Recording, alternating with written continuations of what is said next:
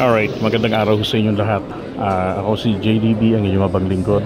So narito tayo ngayon sa Masinloc, Zambales, sa munisipyo. So meron ngayong, ito yung pinaka town hall nila.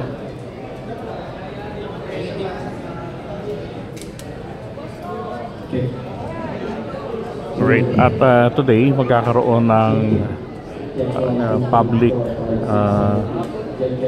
consultation sa mga fisher folk ng bayan ng Masinloc, Zambales. Yan. So nung nakarang araw nagkaroon daw ng mga pumunta na umabot ng 400, and they were expecting na baka umabot ngayong araw na to, baka mga nasa 800 kataon dumating.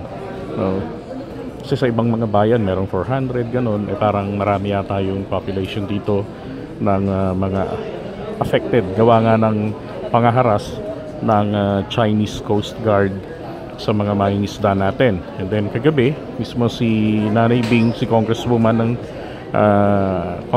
Bing Manikis ng 2nd District, sinabi niya na may napag-alaman nila na mismo mga mangingisda ay nagsabi na nakakaranas na rin naman pala sila, hindi lang na ibabalita sa television. Kaya po ako nagulat kagabi nang sabihin nila na sila ay nakakaranas din ng pag-water cannon ng mga Chinese Coast Guard.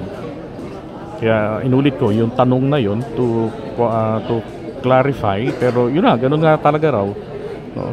Kasi wala akong media na nagbabalita noon. I don't know why, diba? At meron silang patunay, and we were expecting na today ay ipakikita po yun, ipapalabas.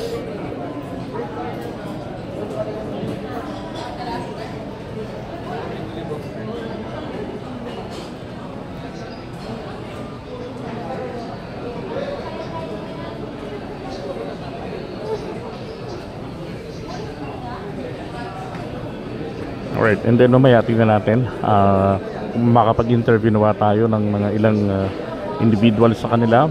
The more the merrier. Okay, so far at the moment nasa preparation pa lang po, no? Ito yung mga taga-media, and then ating pwesto. So let's go Philippines. Okay, mga taga-media, vloggers andun.